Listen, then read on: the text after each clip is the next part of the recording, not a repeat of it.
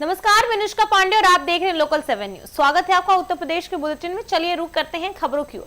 खबर फर्रुखाबाद से है, जहां फर्रुखाबाद में चिंताजनक खबर सामने आई है, जहां पारिवारिक कलह के चलते एक महिला ने कीटनाशक पी लिया है। जी आपको बता दें, महिला की हालत बिगड़ने पर उसे CHS लेके गया, भर्ती कराया गया उसमें, और जहां गंभीर हालत से जिला अस्पताल लोहिया रेफर किया गया है। मामला कंपील थाना क्षेत्र में नसरुल्लार गांव में किया गया है।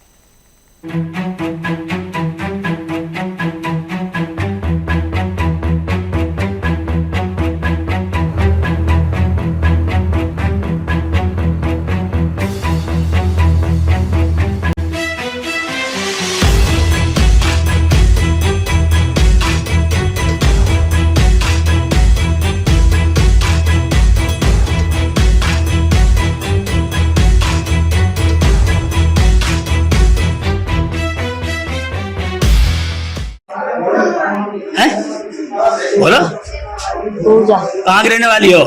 नसरुल्लापुर। तो तुमने क्या खाया जी?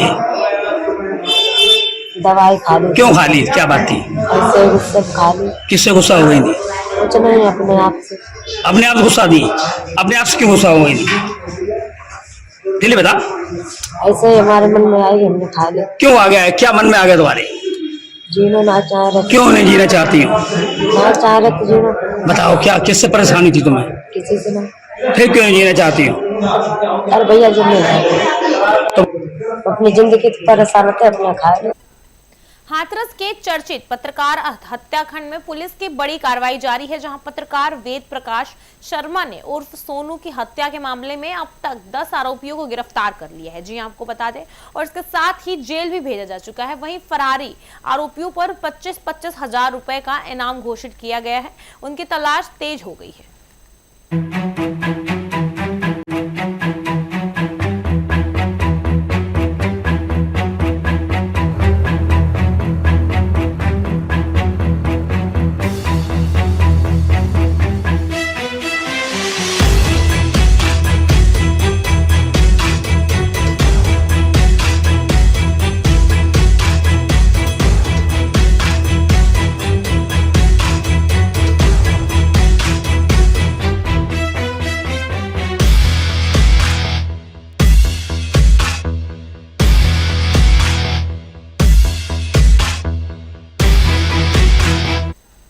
मेरठ में IPL सट्टाबाजी गिरोह का प्रदर्शन पर्दाफाश हुआ है, जहां कंकड़ गेड़ा पुलिस ने कार्रवाई करते हुए 3 आरोपियों को गिरफ्तार किया है, जो LPGS और RCB के मैच पर सट्टा लगा रहे थे। और पुलिस ने मौके से मोबाइल और LED टीवी और नकदी समेत कई सामान बरामद किए हैं।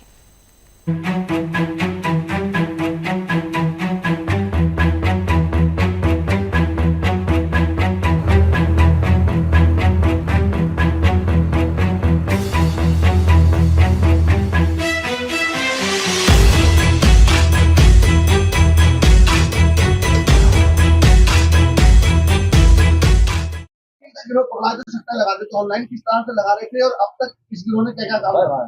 आप जैसे जानते हैं कि आदरणीय DGP महोदय के निर्देश में अपराध के प्रति जो जीरो टॉलरेंस नीति है, इसी के अनुपालन में हमारे वरिष्ठ पुलिस अधीक्षक महोदय सर के द्वारा इसमें हमें दिशा निर्देश दिए गए थे। इसी में एक बेहतरीन कार्य करते हुए जो हमारी SSG की सिटी टीम है, साथ में सर्विलांस टीम और थाना कंकरखेड़ा पर्यवेक्षण हमारे जो अधिकारी है प्रकाश, इनके लीडरशिप में ये एक बेहतरीन गुडवर्क हुआ है। एक गिरोह था जो लगातार IPL के मैचेस में सट्टा लगाने का काम कर रहा था, और जिसके कारण और ये काफी चालाक किस्म का होने के नाते और जगह बदलने के कारण ये हाथ में नहीं आया था। लेकिन कल इफेक्टिव इंटेलिजेंस के माध्यम से इसमें कुल 3 अभियुक्तों की गिरफ्तारी की है, जिनका नाम दीपक जैन पुत्र जोगेंद्र राणा थाना सरदाना क्षेत्र का, रजनी जैन पुत्र स्वर्गीय अरुण कुमार थाना कंकरखेड़ा क्षेत्र, विभोर जैन पुत्र राकेश कुमार थाना सरदाना क्षेत्र का है। इसमें पुलिस ने अच्छी खासी बरामदगी भी की है, जिसमें एक LED और सोनी कंपनी 55 इंच, एक LED सोनी 32 इंच, फिर 11 मोबाइल फोन, साथ में 5 लावा फोन, इसके साथ में 2 ATM कार्ड अलग अलग बैंक के, और 4,300-700 रुपए जो इनके कैश में थे, और सट्टे के जो भी बरामदगी है जिसके ऊपर सट्टा लगाने के हमें प्रमाण मिले, इस सभी की बरामदगी हुई है। और आज इन तीनों अभियुक्त जो है इनको गिरफ्तार करके माननीय न्यायालय में भेजा जा रहा है। देखिए, ये नॉर्मल माध्यम से व्हाट्सएप के इनके अपने ग्रुप होते हैं और व्हाट्सएप के ग्रुप से ये अलग अलग लोगों से जुड़ते हैं और इनकी जो पब्लिसिटी ये करते हैं ये इतने शातिर है कि ये माउथ पब्लिसिटी जो होती है कि हम इसमें पैसा लगाएंगे जिसके कारण ये पुलिस के पकड़ में ना आए। मेरठ के अलावा सर 18वां सीजन चल रहा है जेल का, इससे पहले भी इस घटना में रहे हैं क्या? नहीं, देखिए अभी ये आने वाले इसको अभी रिमांड पे लिया जाएगा और पूछताछ में ये पता चलेगा कि ये कितने समय से इसमें सक्रिय है, क्या इनके अन्य और साथी भी है और इसमें और भी पुलिस आगे की इसके बैकवर्ड फॉरवर्ड लिंकेज चेक करेगी। जी, मेरठ से बाहर भी कहाँ का नेटवर्क है सर इनके? नहीं, अभी तो फिलहाल जो है ये मैंने जैसे कहा ये व्हाट्सएप के माध्यम से इनके पास नंबर आता था, वहाँ पे पैसे मतलब नंबर आता था कि इसी पैसे जाते थे और फिर ये पैसे इनके कैश और जहाँ पे पॉसिबल हो जाए ये अपने खाते में भी लेते थे म्यूल अकाउंट पे। तो अभी तो ये है, लेकिन जैसे हमने कहा कि विवेचना का पार्ट है, आगे जाके रिमांड पे जो भी इनसे पूछताछ की जाएगी हम अब सत्य प्रकाश करेंगे। प्रोफाइल क्या होता है, इनको आइडिया कैसा है सब? ये टेक्नोलॉजिकली काफी साउंड है और इनको मतलब आधुनिक तंत्रज्ञान को मतलब क्या कहें आप, आधुनिक तंत्रज्ञान का फायदा करते हुए ये उसका मिसयूज कर रहे हैं रादर आई वुड से, और उसके कारण ये मतलब ये इस अपराध को अंजाम दे रहे थे। सोशल मीडिया पैसा भी आपके जैसे थे या फिर ये अपने पास ही जो चक्कर लगाते थे उन्हें पैसे देते थे या कहीं और भी दे रहे थे? नहीं, देखिए ये जो इस प्रकार का जो अपराध होता है ये हमेशा चेन में काम करता है मोस्टली, और कई कबार ये होता है, ठीक है, कई कबार ये होता है कि ये व्यक्ति जो होते हैं वो किसी न किसी से जुड़े होते हैं, लेकिन जैसे हमने आपसे कहा कि रिमांड पे लेने के बाद उनसे जो पूछताछ होगी उसके जो तथ्य प्रकाश में आएंगे वो हम आपके सामने रखेंगे।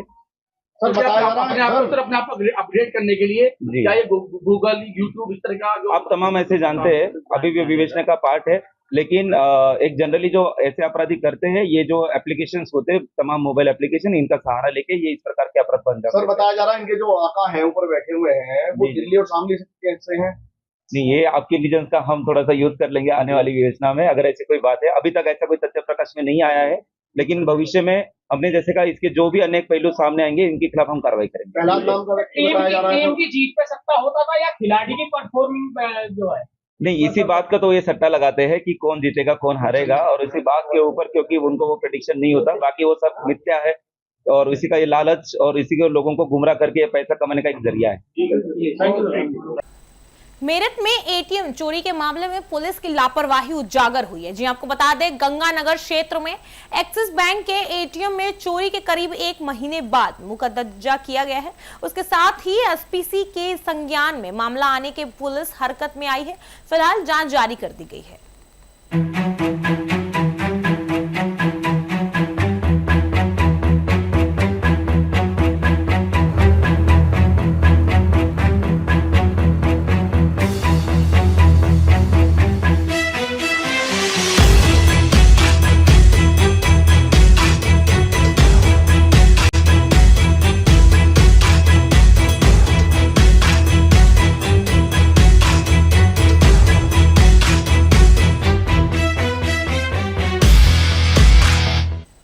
फर्रुखाबाद में जमीन विवाद को लेकर 2 पक्षों में जमकर लाठी डंडे चले। इस मारपीट में 4 लोग घायल भी हुए, जिन्हें अस्पताल में भर्ती कराया गया। बताया जा रहा है कि घटना का वीडियो सोशल मीडिया पर तेजी से वायरल हो रहा है।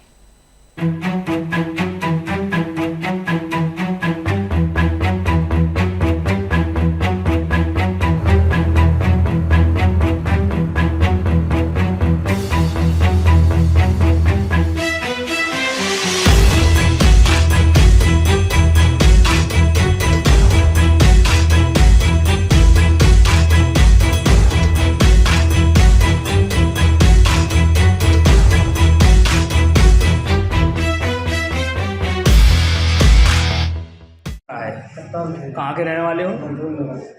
तो किस बात को लेकर झगड़ा हुआ है? जे उन्होंने मेड़ कटवा दी ये सब। राजेश ने विनोद ने उनके ट्रैक्टर से राजेश का खेत बराबर, विनोद ट्रैक्टर उन्हीं के भाई का। क्या तुम्हारे परिवार के हैं जो लोग? परिवार के हैं। अच्छा, ये जो महिला घायल ये कौन है आपकी? ये पत्नी है। आज पत्नी है। तो मारपीट हो गई? हाँ, मारपीट। काहे से मारा पीटा? डंडे थे सब पे, घर से लेके आए। कौन कौन आया मारने के लिए? उसका नाम क्या, राजेश और राजेश की बहू और उनकी लड़की काजल थी और उनका लड़का थे। एक विनोद का लड़का था। अच्छा, कौन कौन घायल हुआ? और विनोद थे, यही दो लोग हुए हैं। आपकी पत्नी हुई और बेटा हुआ? हाँ, हम थे नहीं, हम दूर थे। हम तो जब तक भाग के आए तब तक वो भाग गए छोड़ छाड़े, अच्छा, दूर हट गए। तो तुम्हारे इनसे पहले विवाद चला आ रहा क्या कोई? नहीं, पहले कोई बात नहीं, मेरे पीछे पहले हो चुकी थोड़ी बहुत।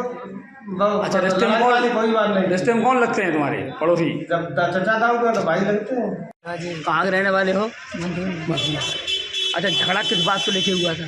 अरे लड़का हमारो तो एक कहाँ? खेत परे उसको अब पानी वानी गवना जे सब आते थे इनने जी पकड़ भाई मारने लगे, कई जने सारे मेरा काट ली जो करो ऐसे करके लोग मारने लगे पकड़ दबा। का ट्रैक्टर चल रहा था, खेत जुताई चल रही थी क्या? ना खाली परेगा परेवर चल रही थी।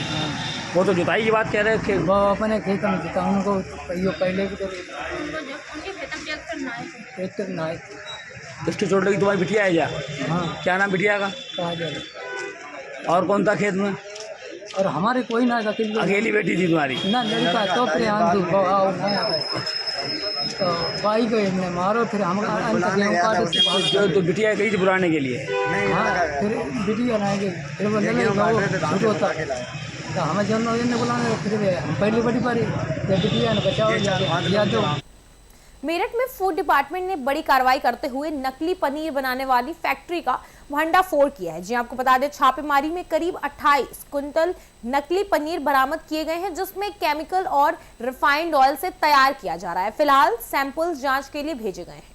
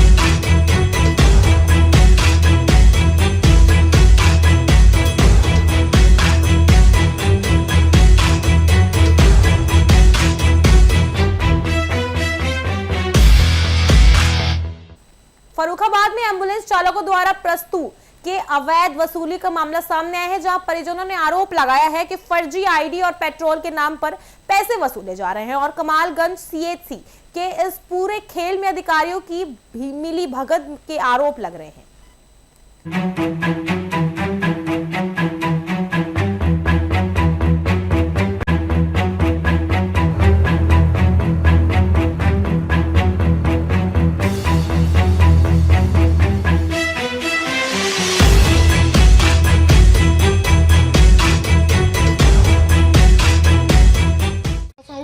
गड़िया दरौरा जी इन्हें लेकर जा रही थी, क्या समस्या आ रही थी? ये बता, हम लेके आए रात सुबह लेके आए गाड़ी। एक तो जानगंज वाले भी उनसे आईडी मिल जाए तो भी आकाश हमारी एक गाड़ी मिलती है आपको। तब ये बताओ, ऊपर से आईडी आपको मिलनी तो आप आई रहे। पैसे लेता कौन है? पैसे कौन लेता? अब ये कही है कि गाड़ी पैसा दे तब लेंगे। आप बताओगे नहीं कौन लेता पैसा? अभी आपसे कितने मांगे? आपसे कितने? कौन सी गाड़ी से आप आई थी? कौन सी गाड़ी से आई थी? 102 से। 102 से आई थी? वो जानगंज से? उन्होंने पैसा ऐसा नहीं खर वो लेके आ दिया कि जानगंज वाले ले गई, हम कमालगंज हमारे लिए कमालगंज। अभी यहाँ किसने आपसे पैसे मांगे? आरोप लगा रही हूँ आप। हाँ, बदनाम कर रही हूँ सीएससी को। कितने पैसे मांगे आपसे? अबे एम्बुलेंस वाले ने कह रहा था कि पैसा दोगे कहाँ जे ऐसे नाम हम लोग का जान तो ये तो गाड़ी में तो इन्होंने मांगे थे। इनकी तो बातें ना हमने करी। अब ऐसे तीनों लोग खड़े हैं, जैसे आप लोग खड़े हो, शकल देख लो, आपका नाम जानते हैं क्या? शकल देख लो, पहचान लो। बिल्कुल पहचान कितने रुपए मांगे थे? कितने रुपए मांगे? रुपया पे हमसे कहीं कि इतने दो, जाके भैया पेट्रोल का पैसा दो।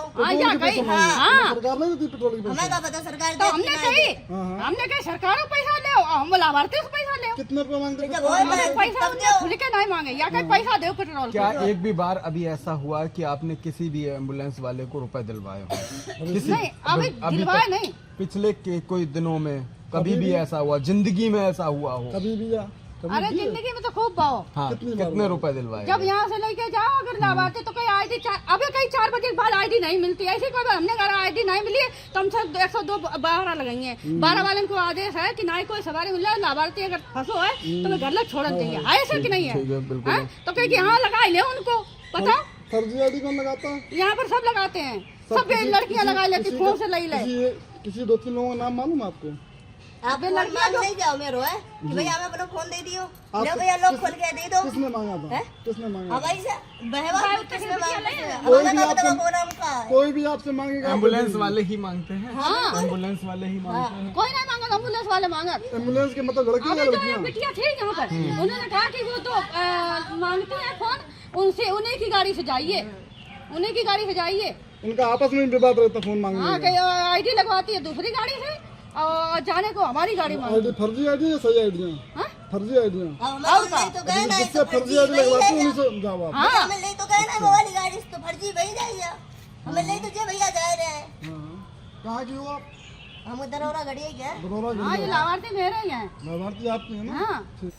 मेरठ के मवाना से एक सनसनीखेज मामला सामने आया है। दरअसल सौतेले पिता पर नाबालिग बेटी के साथ छेड़छाड़ और दुष्कर्म प्रयास करने का आरोप लग रहे हैं। पीड़ित मां की एसपीसी की शिकायत है और सख्त कार्रवाई की मांग की है।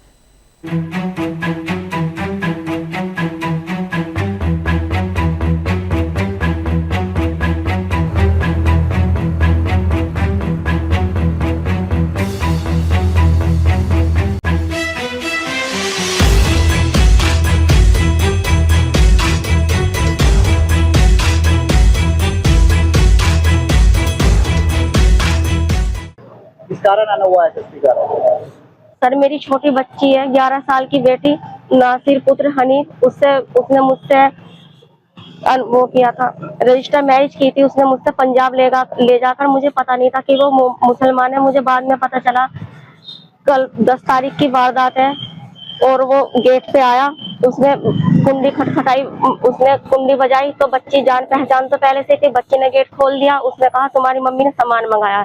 जान पहचान तो थी तो बच्ची ने गेट खोला। बच्ची जो किचन में सामान रखने के लिए गई, उसने बच्ची का पीछे से मुंह बंद कर दिया।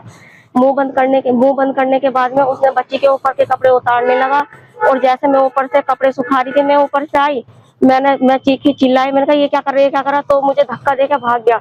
वहाँ गली मोहल्ले में कैमरे लगे हुए हैं, सीसीटीवी कैमरा, उसमें सब कुछ रिकॉर्ड हो गया।